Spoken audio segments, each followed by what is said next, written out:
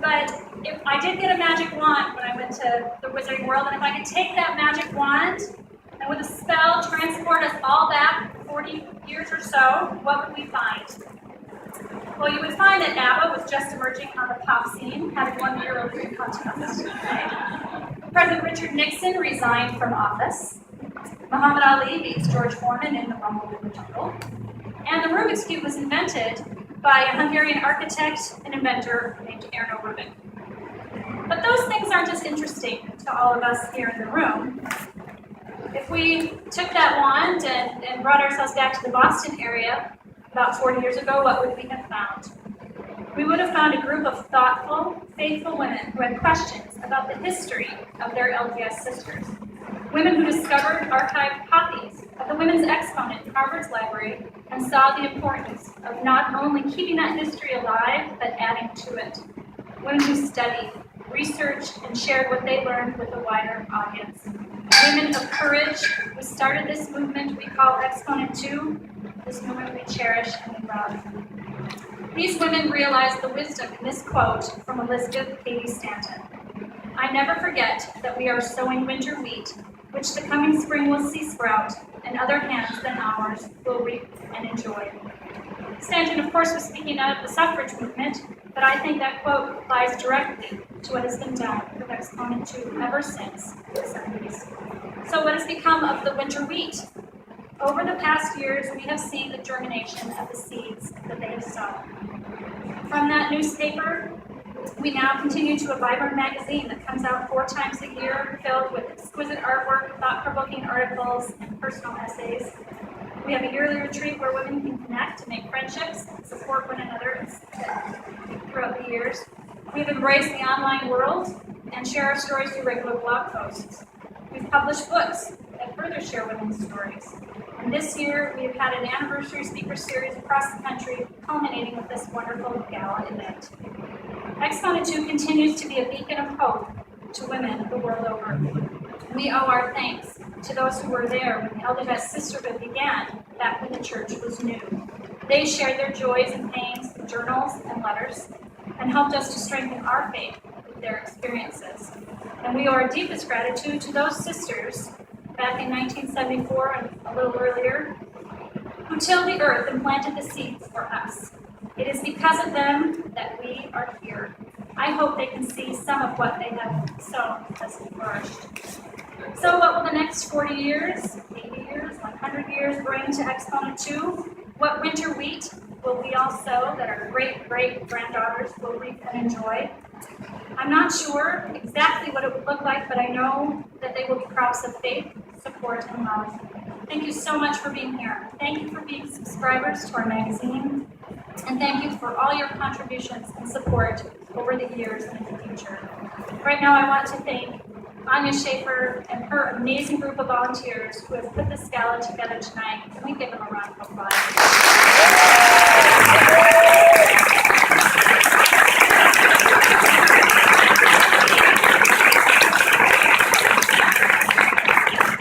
And just a couple of things before we open with prayer.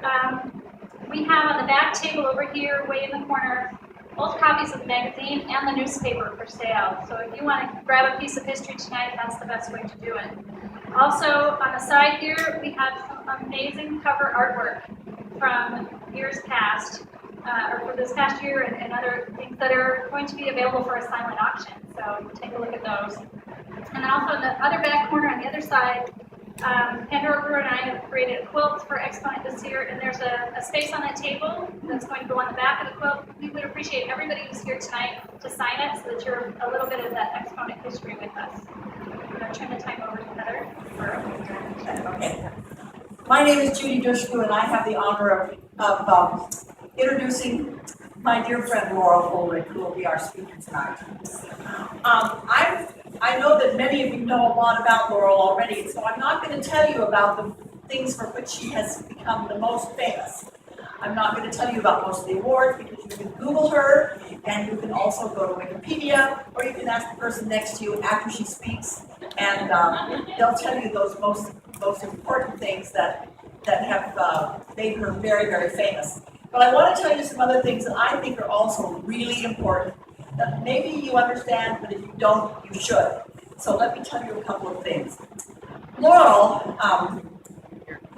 of course, is a historian. She went off to become a historian after her family was well on its way to being raised, but not quite. She went off to learn to be a historian. But Laurel decided along the way that she wasn't going to be a normal historian. She was going to break the rules that historians have and make a different kind of historical contribution. So Laurel decided in the 70s and into the early 80s, for one thing, that instead of writing about otherwise a famous and well-established man, she was going to write about women's history. So that was one of the first things she did. She was by no means alone. There were other women in the 70s who began to write about women. But Laurel did something more than that. Instead of writing about women, she decided that she wouldn't write about women who had some kind of title or who had some kind of public face. She would write about women who were otherwise more obscure. So no Eleanor Roosevelts, no Jane Addams, no Queen Victoria's. She decided she would go after women who maybe never made a public utterance, but who did things in the night, like crossover screams and would deliver other women's babies in the dark. So in other words, she became what I guess is kind of the Howard Zinn of women. She decided to write about everyday women and about their lives, which is a tremendously important contribution. Because of course, it illuminates a whole side of society that was heretofore forgotten. Then she went a step further. Not just was she looking at everyday women and their lives, but she decided to look at stuff that everyday women used. Looked at buttons, looked at thread, looked at pieces of cloth that could be woven into somebody's rag rug, or a button that had was found in Maine and had its pair, its partner in North Carolina. How did that happen? What kind of trade had to take place in order to get that button? So Laurel created a new kind of history writing. It's the Laurel Ulrich way of doing history, and it's real. And people come here to Harvard to study that method of history. So you see, Laurel is she's a very radical historian, because she dumped historian and the historical method on his head and created new ways. And that is what radical historians can do if they are really determined and have confidence in their work. They change the whole paradigm. So she's a radical, and she broke the rules. And in that way, she made true what that phrase she's been known for so long. Say it with me. Well-behaved women seldom make history. The whole world knows that. Well, Laurel proved that. She became not well-behaved. She broke all the rules. And by being a badly behaved woman, she made history. Another way that Laurel is a radical is that she likes to dress in what has been called her homespun way. She's never been one for fashionable Gala hats or whatever. She's the kind of radical that can get into the front door and sit down at the conference table before anybody knows that there's a revolutionary in the room. And I have to just tell you, I'm going to be very quick, and you can look up the fuller story online because it's there, but it isn't obvious under looking up Laurel Ulrich. It's the story of what she did in 2009 and 2010 with the American Historical Association. Laurel was the president of the American Historical Association. They had a contract with Hyatt in San Diego, and her biggest job was to pull off an over $1 million convention for historians from all over who've done history. And so there was a group that was timing itself to ruin this conference, because that was when Proposition 8 was being promoted in California, and the owner of the Hyatt in San Diego had been a contributor to Prop 8. So the LGBT community decided, what a cool thing. We can ruin his reputation. We can embarrass him by having a boycott of the AHA. We can damage San Diego for even allowing the AHA to be there. And if they didn't know Laurel, they could have said behind closed doors, as they were planning this strategic boycott, she's an older Mormon woman. We can ruin her too. So they decided to boycott the AHA. They contacted other people, don't go. What would you do? It would have completely bankrupted the AHA to call off that conference. And it was too late to find a new venue. So Laurel said, I have some LGBT friends. Let's get together and let's trade. If you will come to this conference, we will give you nine sessions where historians can be encouraged to do the history of gay people, history of lesbians, history of transgender people. And please come, do your history. They even gave some scholarships. And they even had a plenary and created a new section for LGBT people. So I'm going to say the story goes on and on. It's wonderful. But she won. She won, and she got more historians involved. The AHA was stronger and better after that. And she brought attention that would be long-lived. There are now people doing their dissertations on LGBT life in America. So she's that kind of a person who doesn't just want to do window dressing. She wants to change things from within. She's an activist. It's Laurel who says, let's not talk about it, let's do it. And she's a feminist, and I don't want to get involved in the, feminists often squabble about what's a pure feminist, what's a real feminist, what's not real. I don't want to get in there except to say one thing. I believe, and I think I have some supporters, that it isn't enough to be just a woman to be a feminist. Feminists are people who are dedicated to not only their womanness, if they're women, or to womanhood, if they're men, but also people who are willing to work in the struggle with other women. It's not the daddy who just promotes his daughter who's the best skater if they have to leave other skaters in the dust and tromp over them in order to make her to the prize winner. It's not Condoleezza Rice who wants to join the men's game, doesn't help other women. Laurel is always someone who's part of a movement. She could go solo, but Laurel has always chosen to stay with the choir. And I appreciate that about her tremendously, and I love her. And I love that she's also a Mormon, and there are times when people say, you can't be a Mormon because you're for this, for that, for that. And I don't know that she said that, but she could well have said, am I not a woman and a sister and a Mormon too? I love you, Laurel. I'm honored to introduce you, and we are all very privileged to be able to hear from her tonight. Laurel, thank you. 40 years. Wow. That seems longer to many of you than it does to me. In some ways, it feels like just yesterday. But it has been an amazing trip. When we launched Exponent 2 in 1974, we chose to print it on newsprint, the trashiest kind of paper you could find. And I think it was because it was cheap and we didn't have any money.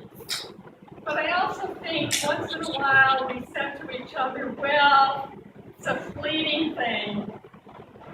People can throw it away or use it to start their morning fire. We did not know that we were creating our own fire.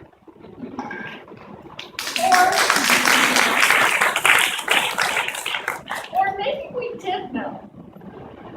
Over the past few weeks, I've been pondering the prospectus that Claudia Bushman included in the very first issue of the paper. And if you don't know it, Exponent 2 is now online. Kind of hard to read, yellow newsprint, but it's all there and out there and open to the public. And so I've been going through some of these issues and thinking about them, and I've been really struck by this prospectus that Claudia wrote. I don't know if Claudia's arrived yet. Is she on her way? Is she here? Somewhere? Anyway, Claudia was expressing the consensus of the group, I'm sure, but she did it in her own inimitable way. And I'm impressed by three things. By how forthright it was in claiming the right to represent a 19th century heritage, about how open it was in acknowledging that we cared about contemporary issues, and how bold it was in stating its radical intentions. By boldly claiming to be successors to an earlier generation of Mormon women. We actually skipped over 60 years of intervening history. Some of you know that the Women's Exponent, a very feisty women's suffrage, women's rights newspaper, was founded in Salt Lake City in 1872 and was published for exactly 40 years, ending in 1912.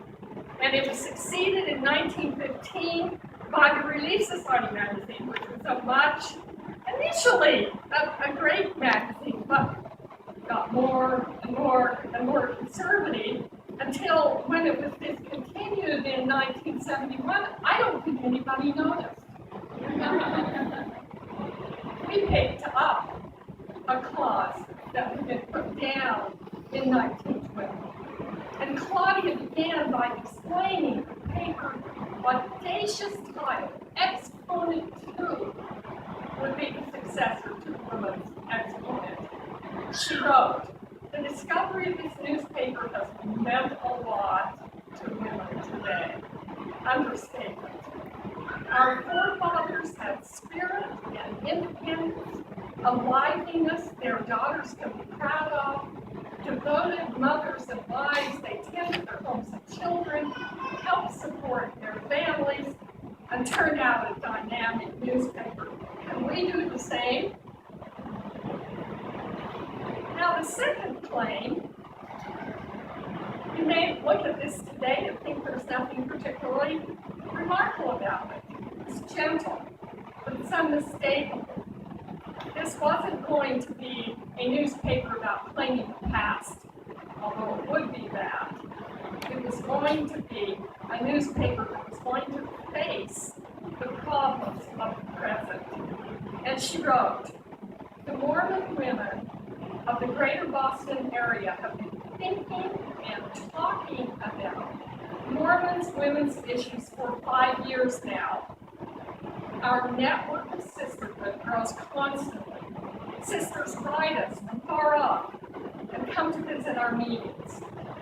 We hope to catch more of our sisters in this sort of common experience and understanding." So the emphasis on common experience and understanding was really crucial. And we had, in fact, been involved in some pretty intense consciousness raising for quite some time.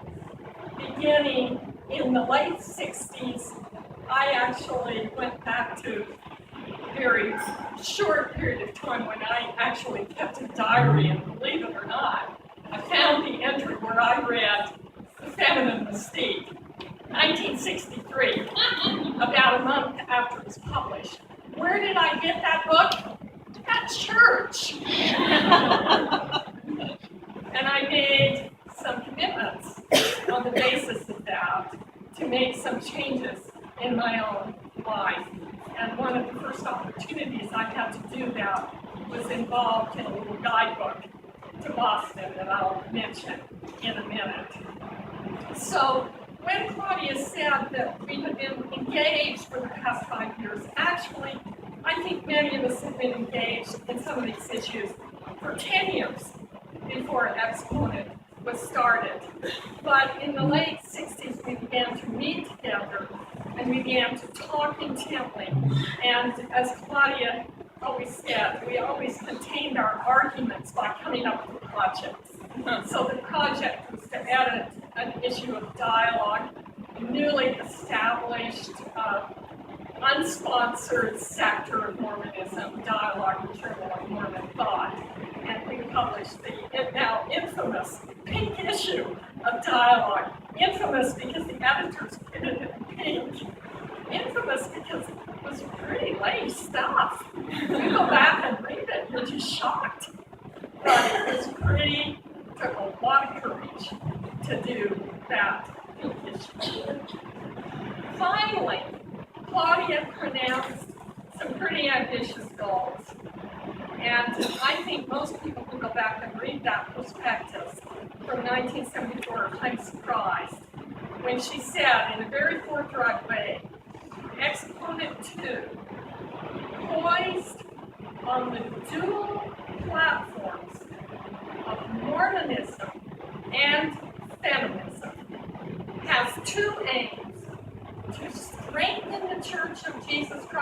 of Latter-day Saints and to encourage and develop the talents of Mormon women. That these aims are consistent, we intend to show by our pages and our lives.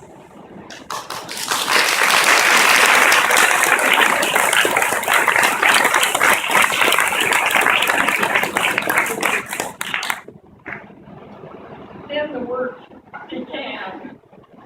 In the fourth issue of the paper, Claudia explained what it took to produce this little newspaper on the cheap newsprint.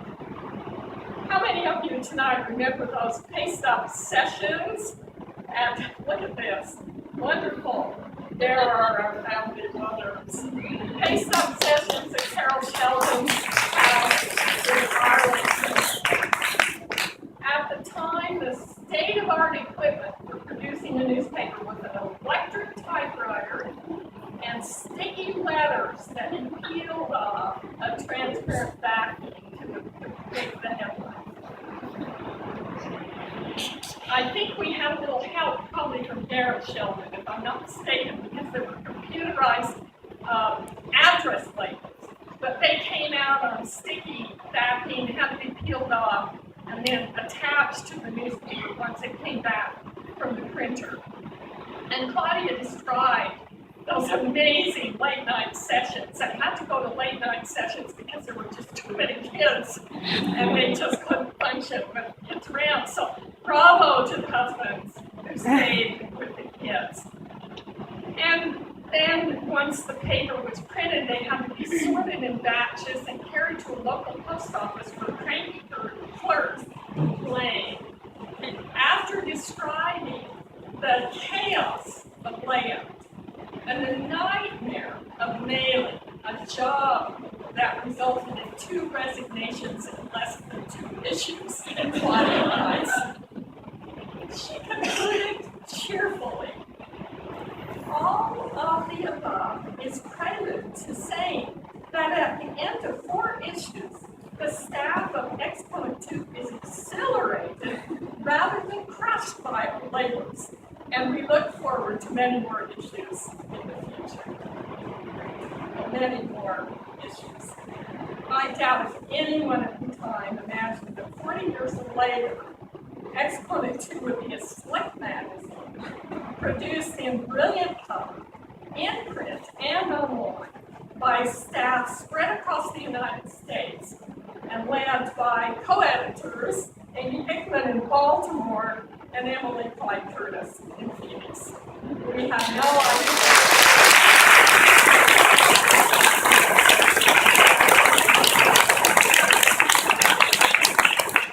Now, some things haven't changed.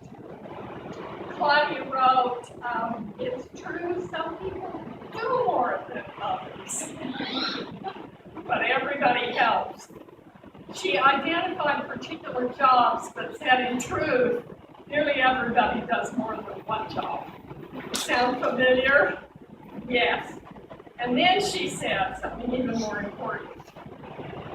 All of the labor is voluntary. The payment of even modest salaries would sink our ship in a hurry. Somehow, it always works out that we pay rather than get paid to have the work published. I think you're here tonight because you've discovered that we think time for change has arrived, and we're not going to be able to pay wonderful salaries, but we certainly ought to be able to provide our editors with honoraria, and we ought to be able to pay their expenses when they travel, and maybe more, who knows, with all the brains there are in this room. Now, I know enough about fundraising to know that any organization asking for support and trying to launch an endowment campaign needs to have a clearly articulated mission. And I know there are going to be some very intense conversations, and already have been, about that. But I'd go further, and I would say that an organization that's going to move into the future and plant that winter wheat that Kirsten talked about and move forward into new goals and continuing the importance of old agendas needs to find a way to tell its own story. There are a lot of stories about Mormons and a lot of stories about Mormon families afoot right now. There are stories that find it impossible to believe that there could be such a creature, for heaven's sakes, even though we've been around since the 19th century. There are people who talk about broader feminism that began in the 70s and then collapsed under the great pressure of oppression from on high. And there are also people who think that everything's changed with the invention of the internet, and now whole new worlds are possible. There are important elements in all of those stories. But I think there are some things we need to think about. Some people imagine the founding mothers of Exponent 2. How many of you consider yourself founding mothers? We're going to be introducing a lot in a few minutes. There's Carol. The founding mothers of Exponent 2.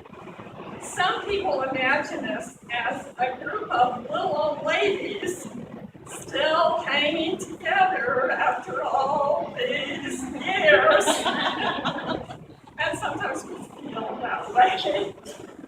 And some people imagine us as a feminist coven spawned in the People's Republic of Cambridge, and irrelevant to anybody else or any other part of Mormonism. Well, if that is the case, we need to tell them differently.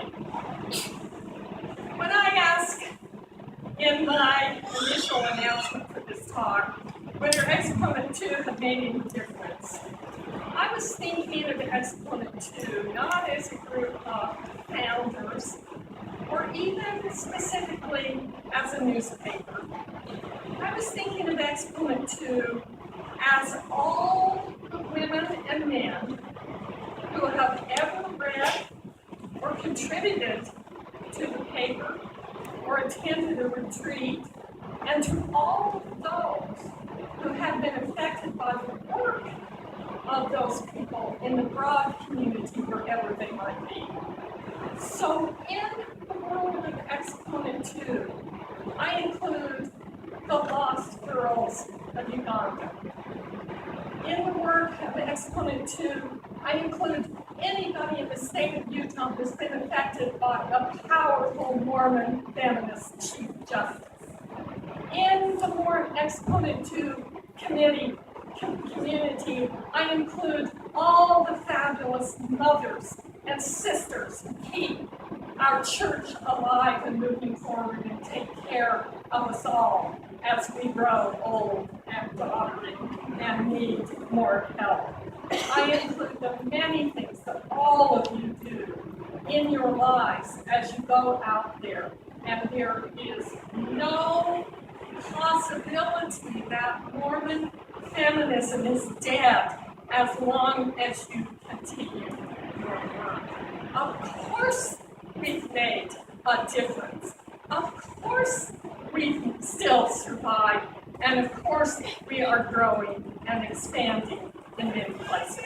I love the poster that Ashmi created, and it is on your program for tonight, and it is in one. You can even purchase one, I think, in the silent auction.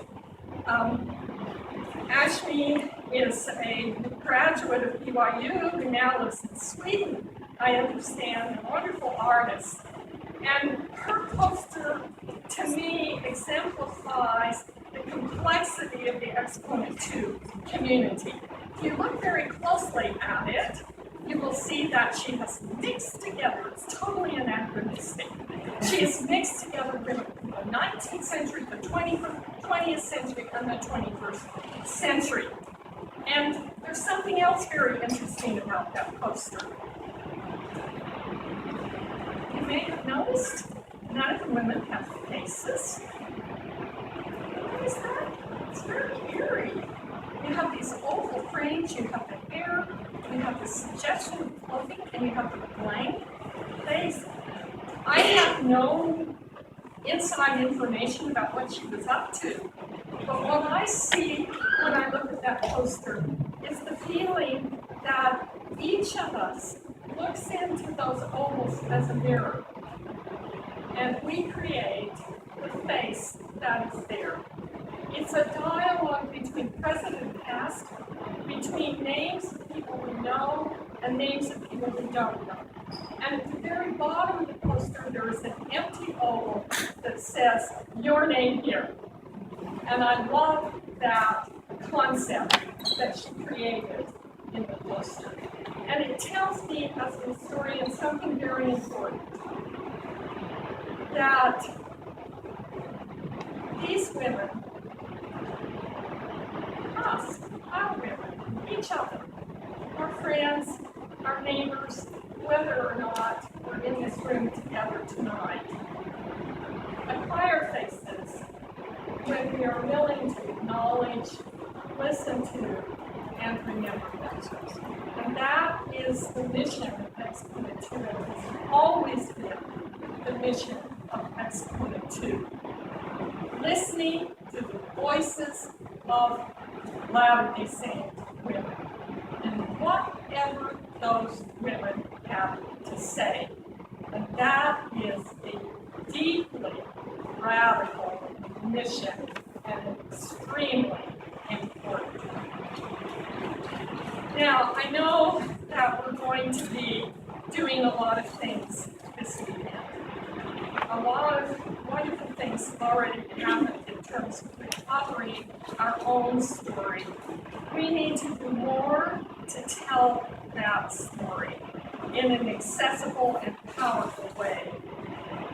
We have begun to do that on the materials that are online by making sure that our materials are at archives, that we're archiving things, that we're writing things down, recording, and keeping minutes. I'm a historian who has been working for almost 8 years now on 19th century women's history.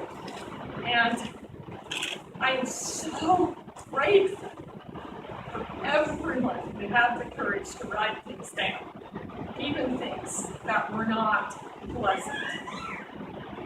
I'm even more grateful for those who have the courage to preserve those things, pass them on. Kate, others of you have been involved in that process. That is an extremely radical act.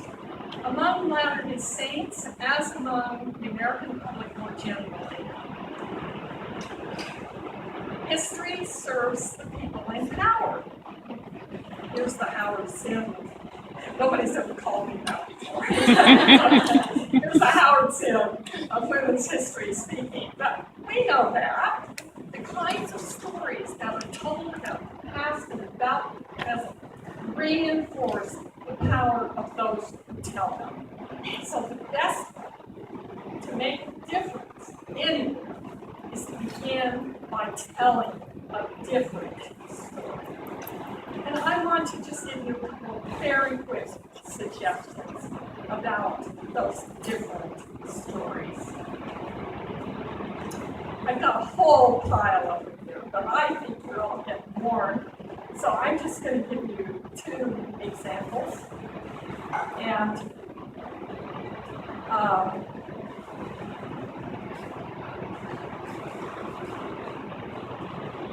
the first one, I guess, is Romance is Portuguese introduction.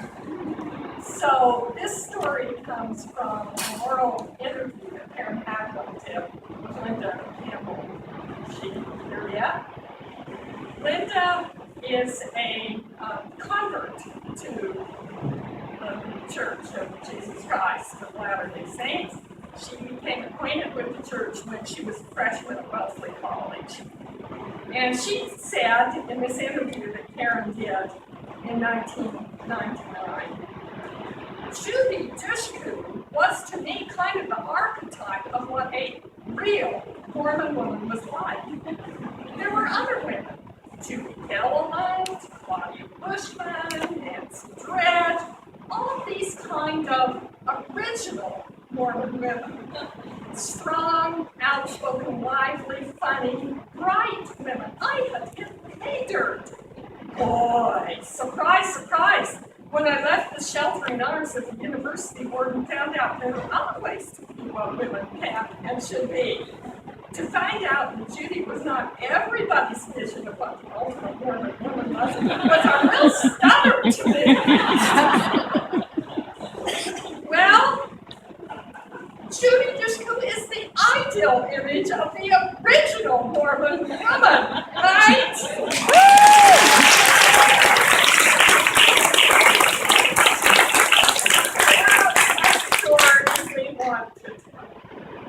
There's another story that I want to tell that's very dear to me, and this woman's face is on Ashley's poster.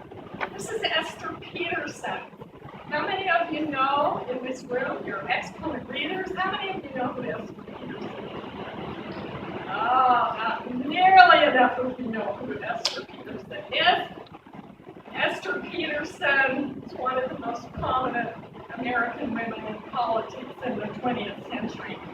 She's been a powerful force for change in the labor movement, women's movement, and the consumer movement. She was a labor activist who later went on and had to pick up positions in the Kennedy administration and chose to head the Women's Bureau in the Department of Labor. And as Assistant Secretary of Labor, she created the first presidential commission on women, headed initially by Eleanor Roosevelt. This pioneering group was the very first time to focus federal attention on the status and condition of women in the workplace. If you go to the grocery store anywhere and you look at a unit price, so you can figure out how to compare bags of toilet paper, you can thank Esther Peterson, the consumer advocate that went on an international level to advocate for change and improvement in life. Esther Peterson was born in Utah, educated at Brigham Young University, and at the very first Exponent retreat at Hillsborough, New Hampshire. Not the first retreat, but the first retreat at Hillsborough, New Hampshire. Thanks to Sue Paxman and Mary Bradford, Esther Peterson and her cousin Virginia Sorensen attended. It was an amazing moment. These icons, these two women who most people thought, oh, they're not active Mormons. Who are they? We were in a group. I think we were in the dining area at Hillsborough, and people were sharing their sad stories about their lives, their sorrows, their disappointments, their problems. And in a loving, kind way, Esther, who was then probably about the age I am now, she was this venerable old lady with a beautiful woman with white braids around her head. She said, "Well, don't you remember the Mormon hymn?" And then she started singing to us. Have I done any good in the world today? Have I helped anyone in need? And talked about how that motivated her life, and that when times were difficult for her impulse was always to turn outward and see if she could make a difference. And I've never forgotten how one of her opportunities to sit at her feet and listen to her stories, thanks to Mary Bradford. And when I came to Harvard in 1995, and was asked to teach an introductory course on women's history, the first person I called was Esther. And I said, Esther, I'm now at Harvard, I wonder if you'd like to come up and speak to my class. And she said, love to, or something. And a few days later, I got a phone call from her son who said, motherhood is dying to, she really wants to do it, but she really can't. She was in her 90s by then. She died 3 years later. It was very disappointing to her and to me, but very touching to me that she wanted to come and pass on the torch. And so I want to close with some words from Esther Peterson, which come from her wonderful little memoir, which I recommend you all to read. It's called Restless. And in it, she talks about one of the great sadnesses of her life was that it took so long for her family and friends in Utah to recognize how she lived her life. That she felt like she was always considered a problem because she didn't fight to conform. And then in the end of her memoir, she writes, I want people to believe. I want them to care. I want them to be curious. I want them to look at injustice and ask, what can I do about that? I want them to know that they can certainly make a difference. And then she closed with a favorite poem by the poet and human rights activist Bernardo Overstreet. So I'll close with this little poem that you've probably heard, but which I think can be a great comfort to us in times when we feel like we have exhausted ourselves and that haven't really accomplished what we have hoped to. You say the little efforts that I make will do no good. They never will prevail to tip the hovering scale where justice hangs in balance. I don't think I ever thought they would. But I am prejudiced beyond debate in favor of my right to choose which side shall feel the stubborn ounces of my weight. Thank you.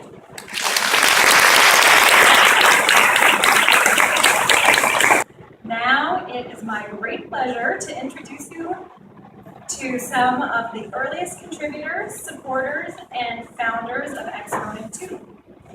We are honored to have such a wonderful reunion of so many women who started this organization right here in Harvard Square, where it all began 40 years ago.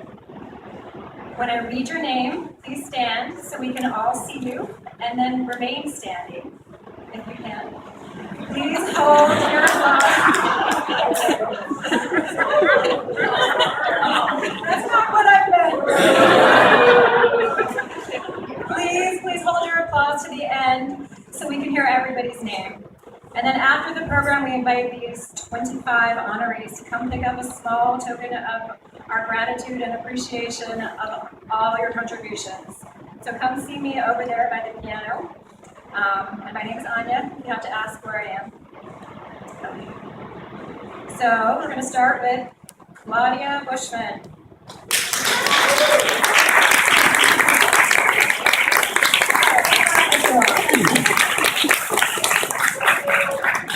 Laurel Ulrich.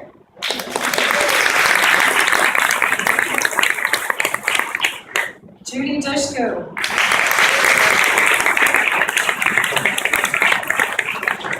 Heather Cannon.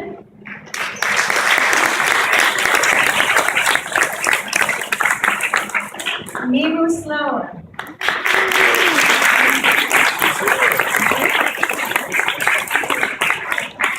Carol Sheldon.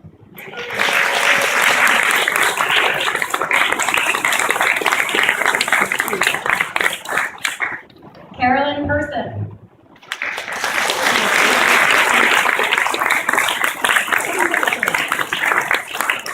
Susan Kohler.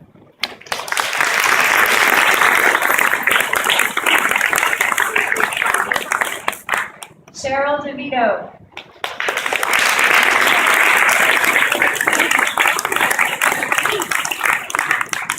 Nancy Dredge.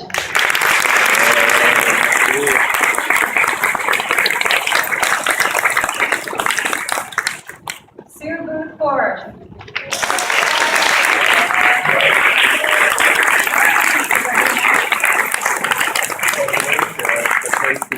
Karen Hagland.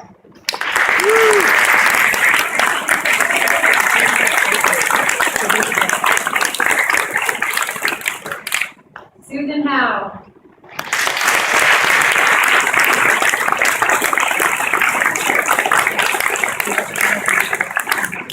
Renee Teachin.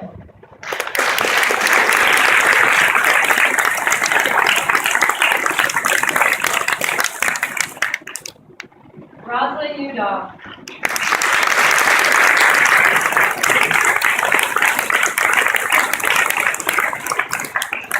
Barbara Taylor.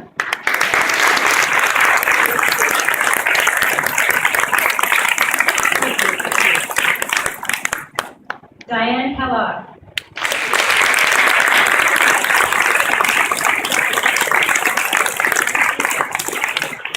Marty Lithgow.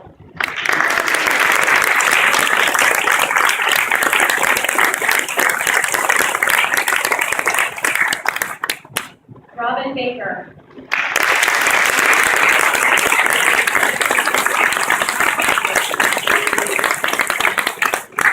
Jeannie Griffith.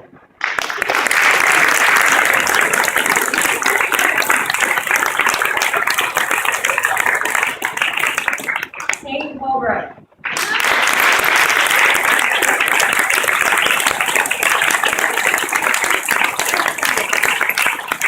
Judy Gilliland.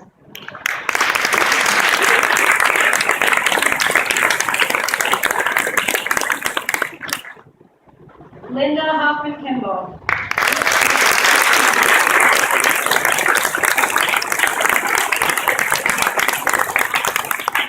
Lori Winder Stromberg.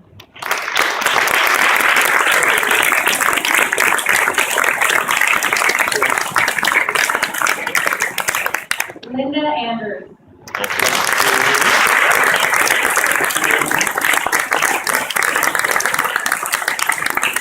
And please ask these women tonight.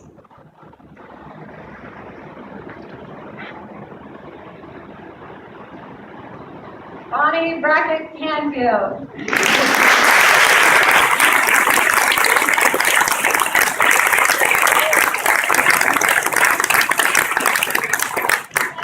Helen Claire Sievers.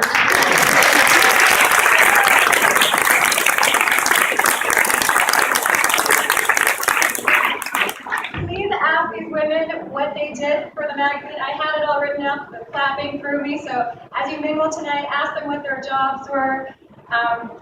You can take your seats.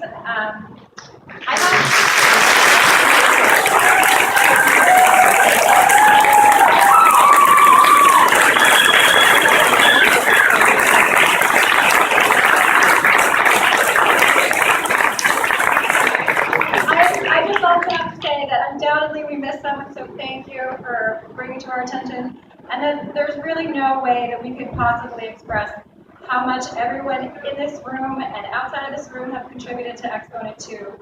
Through your subscriptions to the magazine, the stories that you're willing to share, the artwork that you're willing to donate, your time, your talents, the resources that you've shared, all of that has made this organization function over the last 4 decades, and more than just function. We continue to remain relevant and important and a safe place for women to let their voices be heard.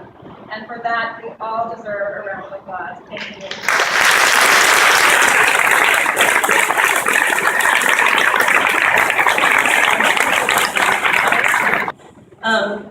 So what I'm going to talk about is going to seem really redundant after Laurel's talk, except it will, you'll understand. Last month, in response to our summer fundraiser, we received a $100 donation from a reader, along with the following note: I hope that you'll get a bit more radical. As Exponent 2 commences what I hope will be at least another 40 years of sharing Mormon women's experiences, This comment hints at how the question of Exponent's role in the larger discussion of Mormon women's issues is still as up for debate as it might have been 40 years ago.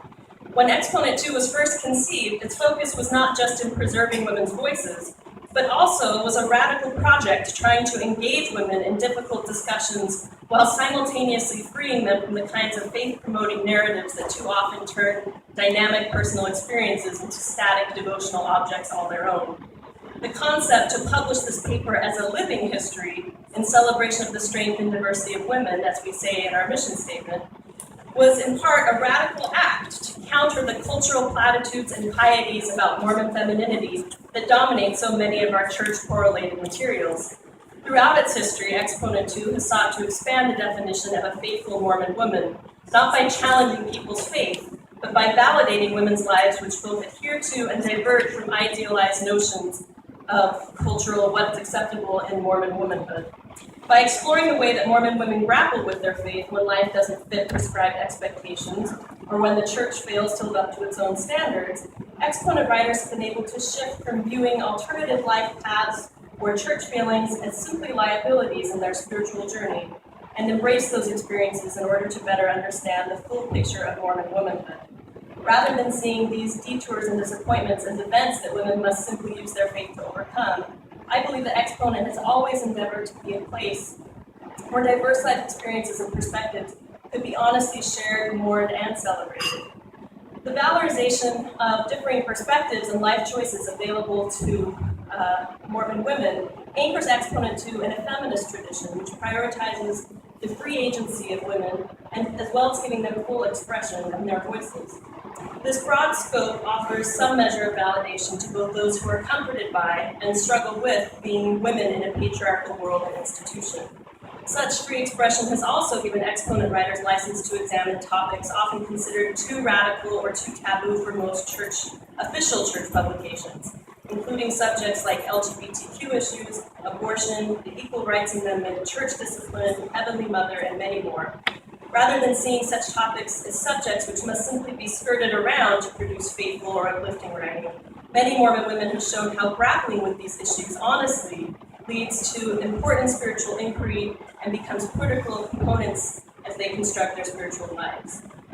So what does our loyal reader mean when she says that she hopes we'll get more radical?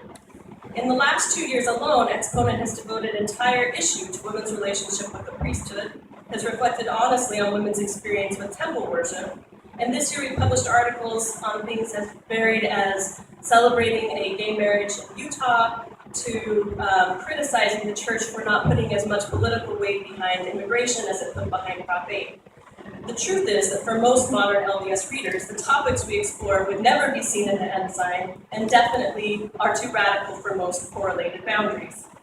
So the question that our reader really seems to be asking is whether or not the act of validating this variety of lived experiences is in and of itself radical. In recent years, as we've seen the formation of many new Mormon feminist groups with an activist agenda, including WAVE, which is an acronym for Women Advocating for Voice and Equality, Let Women Pray, PANTS, and Ordained Women, whose explicit activist agendas are intent on changing minds, policies, and perhaps even doctrine, can Exponent's mission to simply share a variety of Mormon women's voices still be seen as radical? This question was driven home to me a few months ago when a friend of mine who's heavily involved in one of these activist organizations commented that we Exponent women just don't seem to have an activist bone in our bodies. As one who has been emboldened by the activists I see with me in this room tonight, I was very startled. Every time we pay to put these words in print, a glorious hope rises up in me that feels simultaneously brave, holy, and defiant. But as our reader has proven, my friend doesn't seem to be alone in this assessment of what constitutes radicalism in the current climate. And it causes me to wonder, as a feminist organization, is Exponent 2 obligated to do more than just share and support the variety of Mormon women's choices seen in the pages of our magazine? Or do we need to explicitly define and model a fully conceived Mormon feminist rhetoric and agenda of our own? As the Ordained Women movement, and I have a whole thing on that I'm going to cut out because of the heat, so we'll talk about that later. As the Ordained Women movement was gaining steam in national media coverage, Exponent 2 was contacted by many media outlets who were interested in how Exponent 2 positioned itself in the conversation about women in the priesthood. I think that on all sides, many were disappointed in the stock response I offered, which is that Exponent is not, in a very literal sense, an activist organization that's lobbying for specific institutional changes.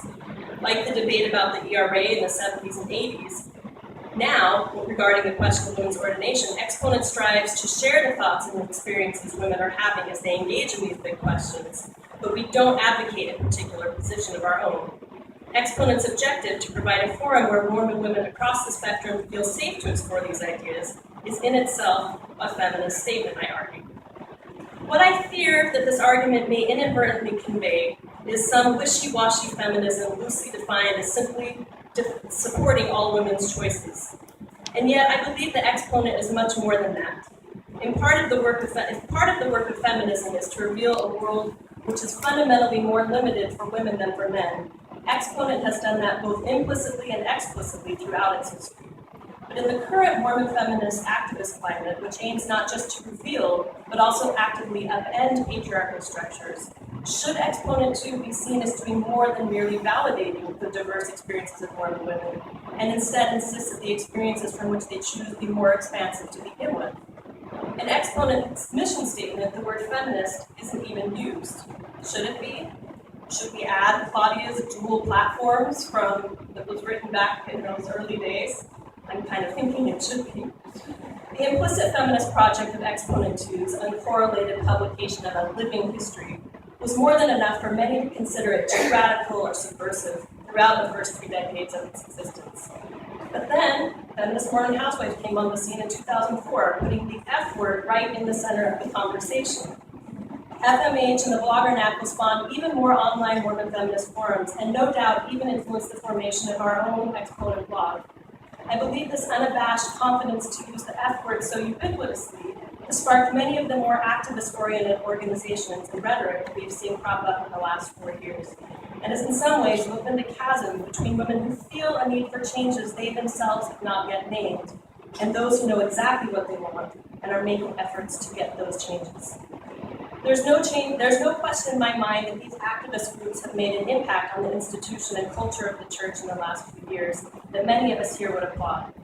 Indeed, much of what has been percolating in the Mormon feminist echo chamber seems finally to have found its way into the mainstream or self-described moderate Mormon circles.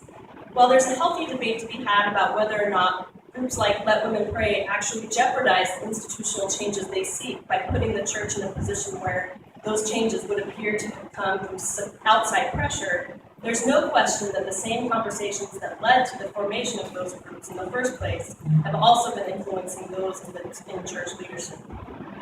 So where does Exponent 2 fit into this landscape going forward? And what do we need to do as an organization to stay relevant in this broader conversation while also staying true to our original mission? Does a project like our upcoming coloring book, which will depict a diverse group of Mormon women from throughout Mormon history, have the capacity to grab the attention of both those in and outside of mainstream Mormonism? Or are these subtler forms of feminist education seen merely as dangerous to those who are cautious about the term feminism, or dismissed by those who see it only as a tribute to a radical past that isn't willing to challenge the future? In my bones, I believe in Exponent's mission to act as a living history of the current moment. In a world inundated with individual perspectives cropping up in dozens of public forums every day, I believe more than ever in the importance of rigorously curating and publishing a broad spectrum of voices to represent our historical moment. Such even-handedness may not appear radical, but as our resident historians here will likely affirm, the quiet voices that are often lost to history may be where the biggest cultural shifts are manifested in the end. And so this work will require that we capture not just the most radical Mormon women's voices, whether they be feminist or staunchly anti-feminist, but the voices of those who are still seeking, still listening, and just beginning to wonder for the first time why she can't bless and name the infant she brought into the world, why she can't hear a voice like hers trip up the word to a sacrament prayer, and why the grand promises of eternity that are given in the temple are only hers inasmuch as they are unto her husband, why she feels uneasy every time the word feminist is used. and how she, like all of us, begins to make sense of the internal dissonance these thoughts often produce. In our church, we are taught to stand as living witnesses to God's work, and I believe that as Exponent continues to procure and publish this living history that more fully reveals modern Mormon womanhood, we not only honor the emboldening legacy we inherited, but we move forward collectively, creatively, and wisely, so that 40 years from now, our literal and figurative daughters and granddaughters and great-granddaughters might be able to sing Woman Rise in the past tense. For myself, I cannot imagine a more radical change that I'd like to see. Thank you. Woman that we're going to be honoring tonight. So anyone who has ever edited a paper knows that the finished product is the proverbial tip of the iceberg, and that underneath the surface lies the bulk of the beast. Soliciting essays, editing, proofreading, helping new writers find a voice, and in some cases find a point. Also finding gracious ways to say, no, not this time, and 100 other tasks that involve locating art and decent print shops and managing the many, many people who make it happen. From 1975 to 1981, and then from 2000 to 2009, Nancy Dredge took on this challenge.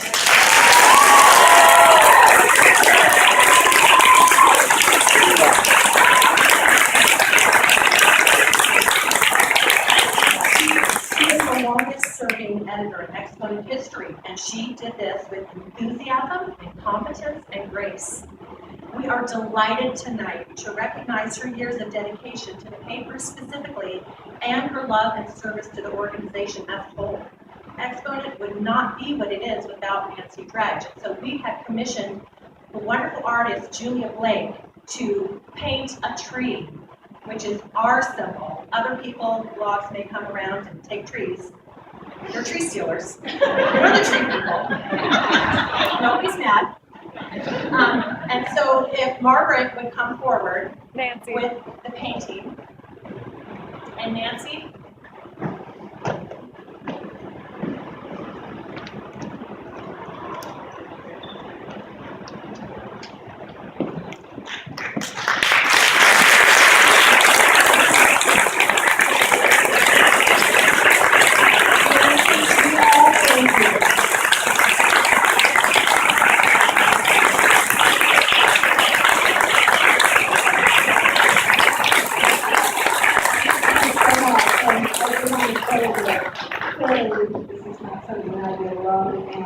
One of the people I'd like to recognize is Heather, because she's unsung in a lot of this, and I know I was the editor for last, that second period that ended in 2008, but Heather was really my co-editor, and she is absolutely wonderful, but thank you all, and thank you for coming here tonight.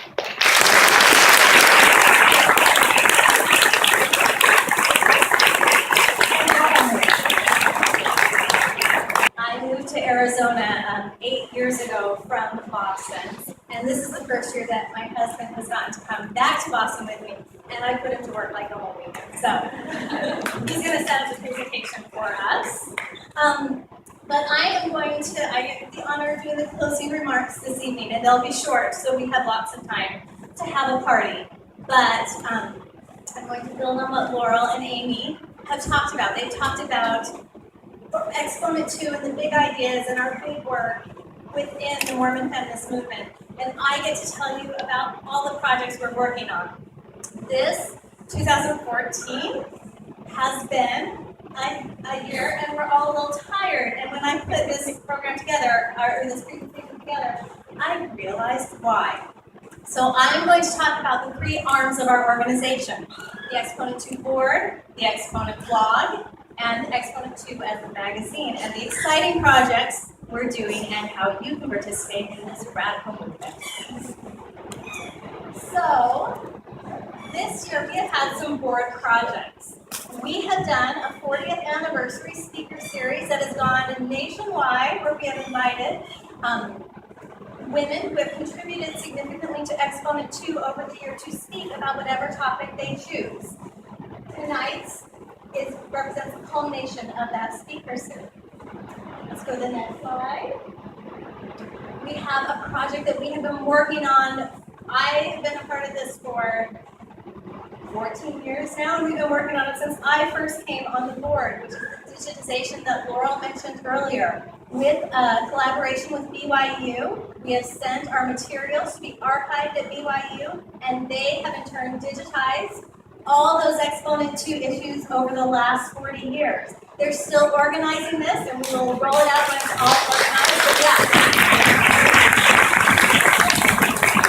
Because before, when someone would email us and say, I want this article, and it's like Molly Mormon or Patty Perfect, and I think you published it in the 80s, and it talked about dying and housewifery together, and we would just say, you have to find someone with some issues in their act. We have been growing our board retreat, or our retreat, in response to growing demand. Last year, we opened the retreat up to 98 participants, something we'd never done before, and it worked so well, gosh darn it, we opened it to 140 this year, and then sold out in 36 hours.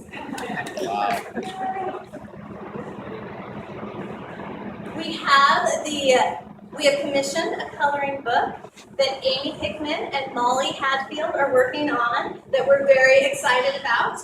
Have you ever had to teach primary in a pinch and not wanted to color another picture of Jacob? Well, now you can color a picture of President Chieko Okazaki. Or you can tell the story at your family home meeting of Martha Hughes Hammond, who is our first female state senator elected in the United States because she ran against her husband, the Republican, and she was a Democratic nominee. On the blog, we are doing some exciting things. We are working on, you can see the original Exponent blog started in 2006. This is what the Exponent blog looks like today. We are working now on a redesign that will combine the website and the blog in a seamless, user-friendly, graphically stimulating, integrated website. So stay tuned for that. We have also started something, our own subversive little act that has been going on since 2007. In 2007, some of the permabloggers at the Exponent began taking the President of the Church manuals, and we offered lesson guides to help those in need of extra lesson helps. Maybe you need a quote from President Sherry Dew to stimulate your lesson that's a little Joseph Fielding Smith-headed. Maybe you need a story of the Relief Society in the 19th century. Maybe you need some thought-provoking questions with a subversive feminist slant to them. You can come to our website and look at these. Last year we opened this up to young women lessons as well because the young women curriculum has changed. And in the past few months we've been working very hard. As a church grows as a global organization, Exponent 2 and other Mormon feminist organizations are working for a more global approach, and we are now offering what we can translated in French and Spanish. The magazine has had some tremendous success. Over a year ago, we began our Women and the Priesthood issue as people were starting to talk about the ordained women movement and the question of Mormon women holding the priesthood. Providentially, it came out during the same time that we heard of Kate Kelly, the ordained women movements, one of the ordained women movements founders, church discipline, and other people across the country. In the past 2 months, we have doubled our subscriptions. We have gone to offer online subscriptions because we know that people want the stories of Mormon women and value them. We know that we no longer have to offer these for free, that people will pay to show that Mormon women's stories do matter. And we offer online accounts. Have you moved? You don't need to email me anymore and hope I'll get back to you to change your address. You can go online and change it yourself.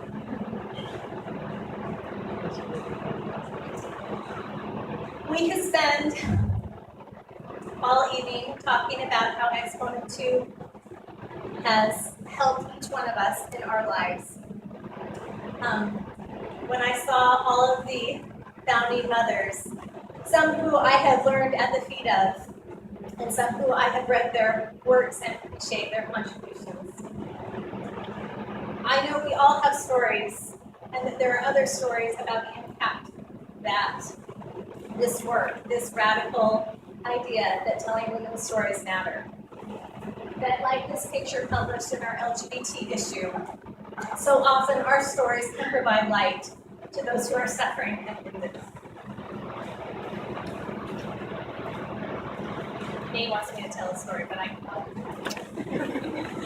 But if you thought of that story when I mentioned that, you can submit it to the blog or to the paper. We have several avenues now to tell those stories. Before we told it in personal essays and poetry and art. Now we can do more kinds of art, PowerPoint presentations, music online, music in the paper. We have a myriad of ways to tell stories now, and we hope you'll participate in that. I'm sure you all have subscriptions, but if you don't, or you think yours might have lapsed, you can talk to Suzette or me, and we will make sure you have your subscription. You can give subscriptions as a gift. It is a great way to get to know those Disney teachers of yours. And you can share Exponent 2 on social media. We have a Pinterest page, we are on Facebook, we are on Twitter, we have our blog, we have our website, we are everywhere. You can share them in whatever format you desire. If you have a project, we hope that you'll come to talk to one of the board members. The retreat's a great time to do that. You can email us. In 2012, we published the first book that Exponent 2 has published in 35 years because someone had an idea. And from that idea and from her hard work, Elizabeth Pimborough helped to edit and create Mormon Habits of Beings, Mormon Women and Material Culture. And we have more stories to tell. And we hope that you will consider participating in the silent auction today and think of other ways that you could support Exponent 2 financially. We have, as Laurel mentioned, we have the two platforms of feminism and faith. One of those goals she talked about was encouraging and developing the talents of Mormon women. I know I have been stretched and have grown, and so many other women I've seen grow confidence and become the captains of their own spiritual journey, wherever it may lead them. But I would say that our radical acts are not done yet. And as Mormon feminists who know that women's work matters and women's work has value, I propose that it is time that we create another radical act and begin to build an endowment to compensate the time and efforts of the women who will spend so much time in the future, and that we compensate them. For the past 40 years, and this is incredible, and I think we need to give a round of applause, Exponent 2 has functioned as an organization run solely on the work of volunteers. And I think that's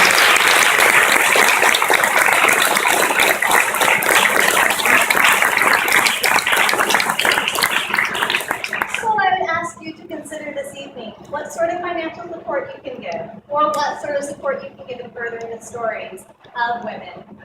And